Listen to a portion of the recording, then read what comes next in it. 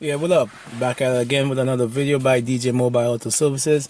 Alright, so we got a GLA 200. It's a Mercedes Benz. Customer complaints is that his dash is lit up right now and he'd like to get some of these lights off. Ask if I could assist him with it. So let's start the vehicle up and see what's good.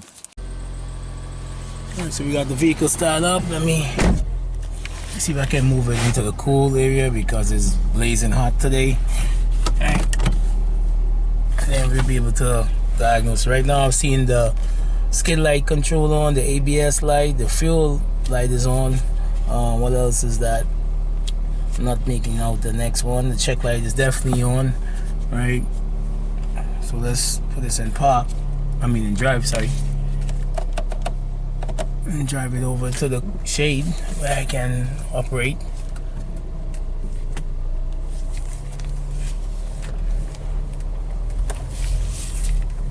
Yeah, my camera just died. So as I said, these vehicles do a good job of monitoring the coolant, right? Using the electrical thermostat, right? Electronic thermostat, where especially for emission control, right? They put something within the program where you're not dumping a set of excessive gas upon startup, right? So that is one way of controlling the emissions. To manufacture vehicles, they control the startup temperature of the coolant, right? As I said, the check light is on. You see the gauge is climbing, but let's see if we have any PIDs when it comes to coolant. See what we got for like read data when it comes to like temperature. Alright, so let's go on the system components. For like basically we're gonna monitor the coolant temperature. What else? So as I said, man, they try to basically tie in the coolant when you start up, so you don't be dumping a lot of fuel upon startup. And to help reduce emissions, they came up with these electronic thermostat things instead of the mechanical one that we are accustomed to. And with that, now they can like put it in the program itself, right? So right now we at, let's say the temperature sensor is reading 79 degrees, 80 degrees, and where am I? I am over 80. So somewhere is lying. So it's either the sensor is lying or somebody's lying. Right? I have a big difference too. 1 degree is a lot. I'm seeing right now is like 80, let's say 85. Right? Matter of fact, what I can pop the hood. Right? And I could go and feel the hose or put my thermal camera on it and see what I'm reading.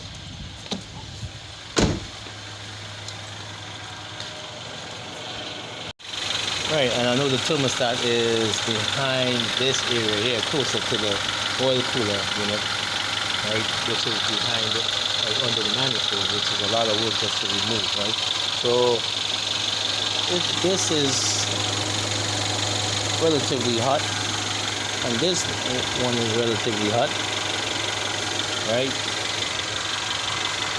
The coolant is hot also. Check light is staying on. I'm reading, let's say, about 90 ish, and now I'm went up to 83. So what I'm reading here is not equivalent to what I'm reading here.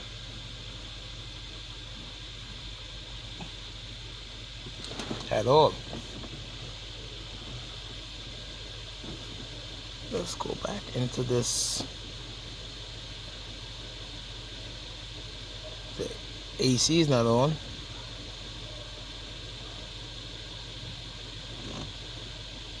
I'm not sure if they have a special function for this temperature stuff. The thermostat.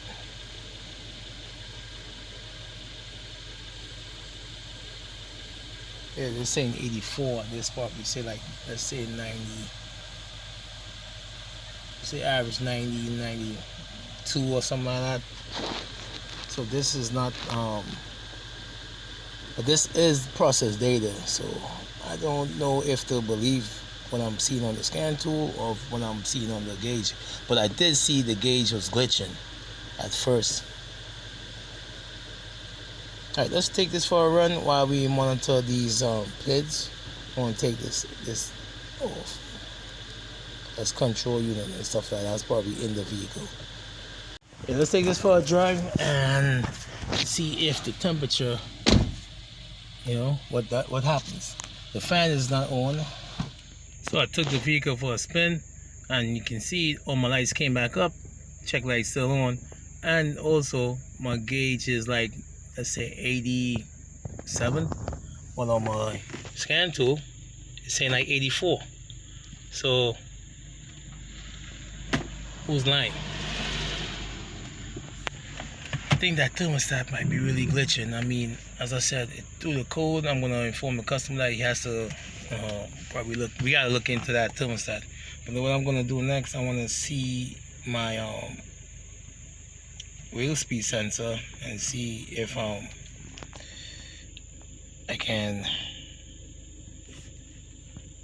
like, it's missing a signal. That's probably why it threw the light on the ABS module. So let's read. Oh man, why they gotta use all these fancy words? Position of the sensor. No, this transmission.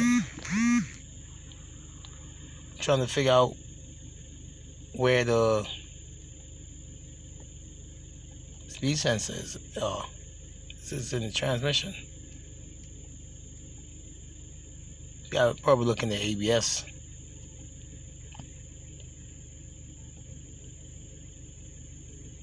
Do we have an ABS PID?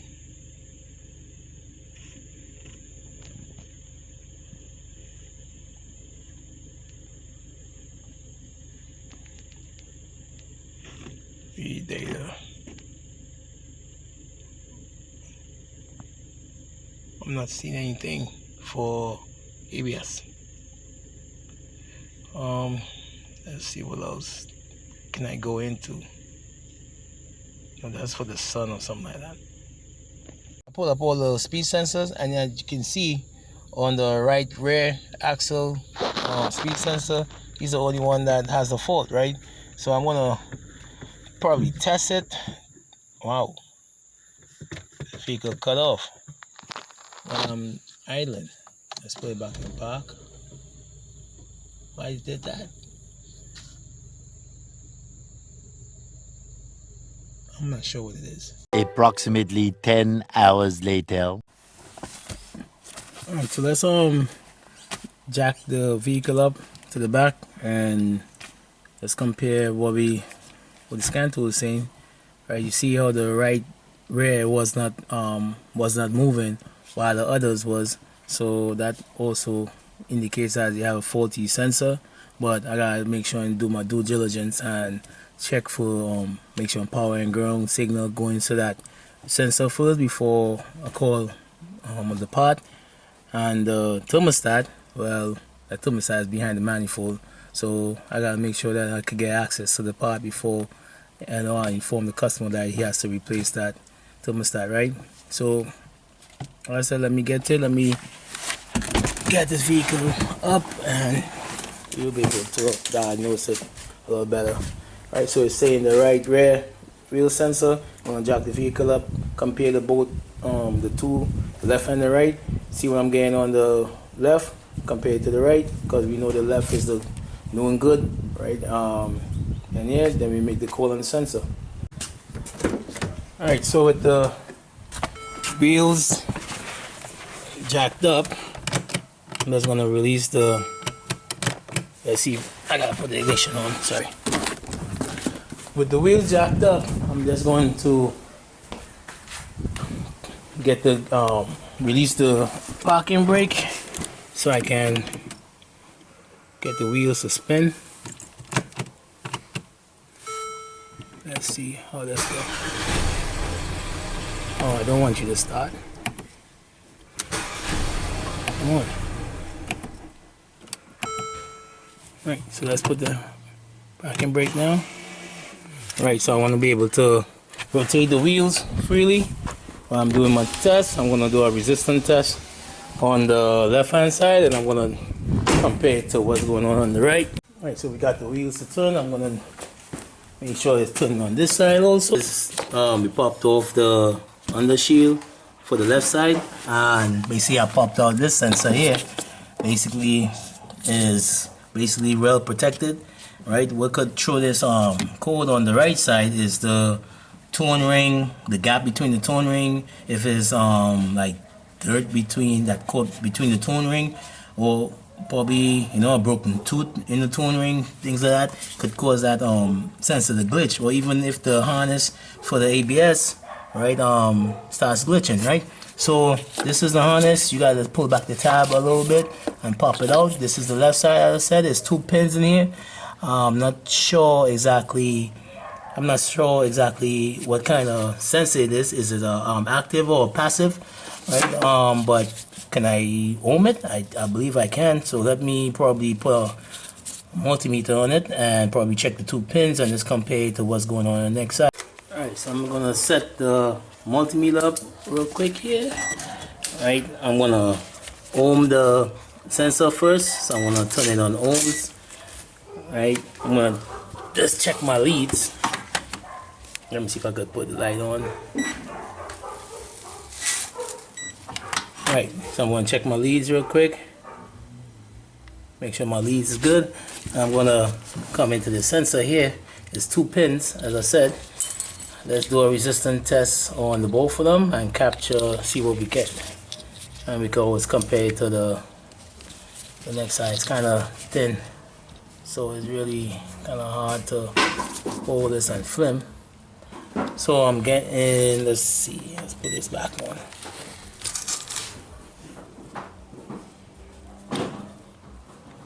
This pin is really thin. Let's try not to bend it.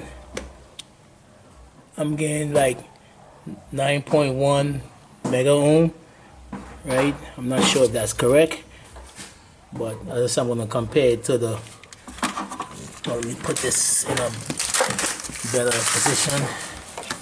As I'm trying to film and take some measurements here so you can see, right?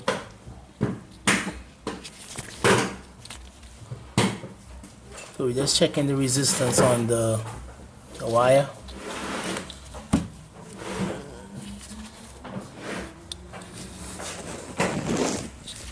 Oh man.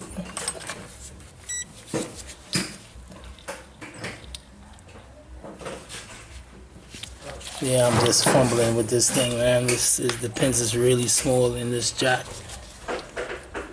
Alright, so I'm getting 9.1 mega ohm, right?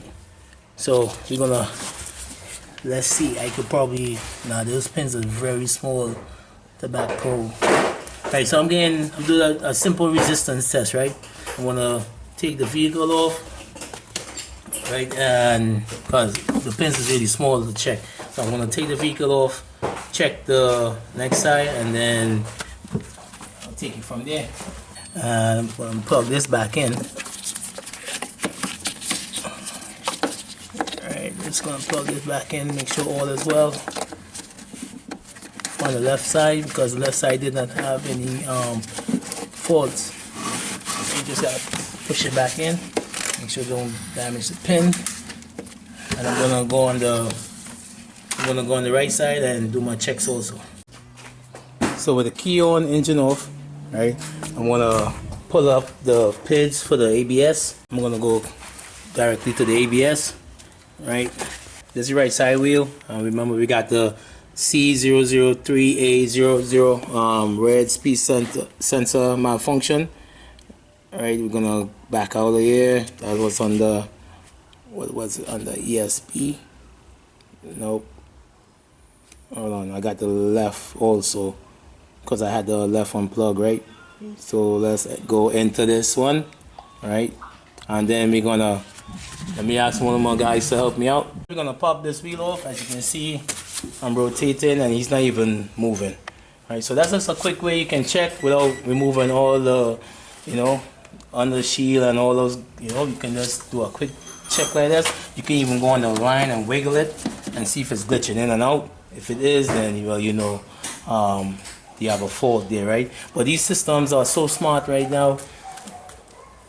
I mean, the code just guides you, right? But you don't want this going to change parts because, right, it could be anything, as I said, from the tone ring or damage bearing or something like that could be throwing this, you know, that code, right? So we're going to pop off the tire, change that speed sensor. I had the left side off just to take some measurements, but wasn't able to, right? With the scan tool on, we go into the rear left, which is this top one here. Let's move it and see. You see how it's moving. So it's definitely reading.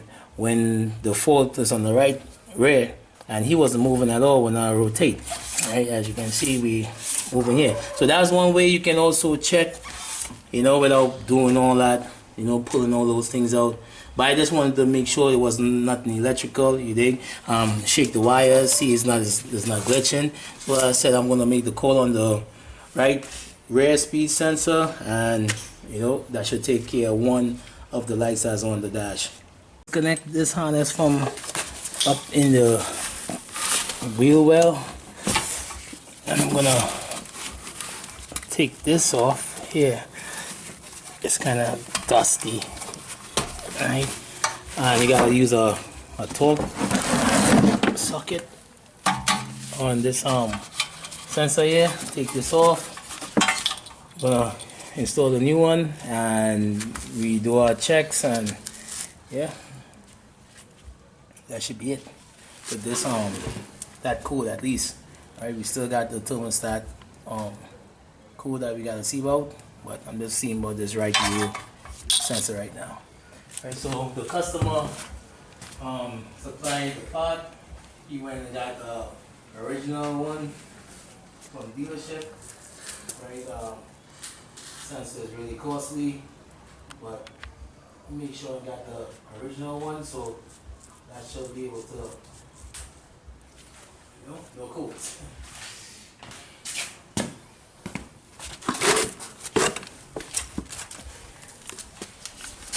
Alright, as I said, we got original sensor. As you can see, the part number is 8246905. What's the rest of the number? 7603. And you can see there's a part number right there. As I said, we're going to install this one and we're going to do our checks. What we're going to do next is ohm the old sensor.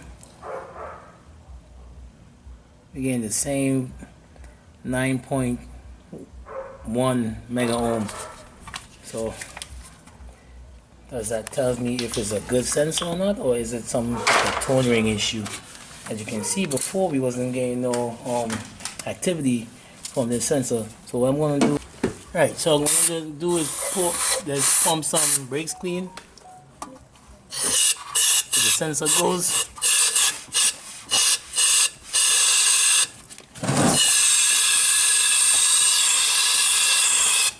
Trying to see if I could clean off where the tone ring is, right? If there's anything that's interrupting the sensor from reading. This is a new one. Let's do our checks on this one before we put it up. So as you can see, this is a new one. We're gonna do the same test, see what we get. We're gonna check for resistance again. Alright, so you saw the old one and the new one saying 9.1 mega ohm, and this is the new one. Let's test our leads. Our leads is working. Alright, so check for continuity.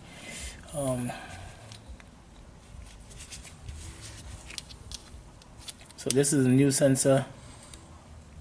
And on the new sensor, I'm getting 9.25, right, mega ohm.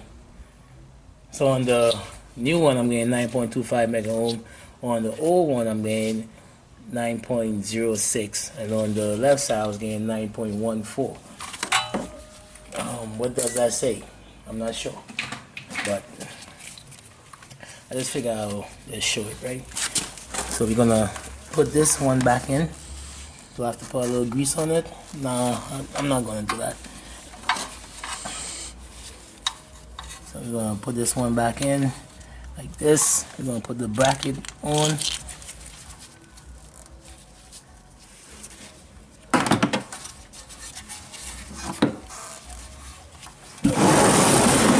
Remove this tub from there.